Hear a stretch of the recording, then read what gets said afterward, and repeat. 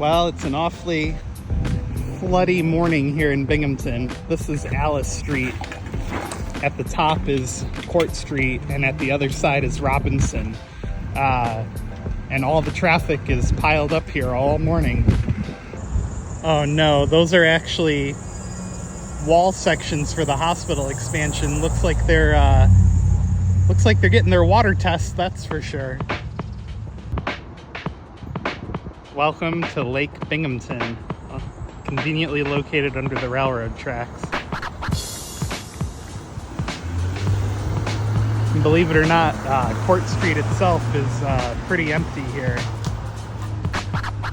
Not a whole lot of traffic today.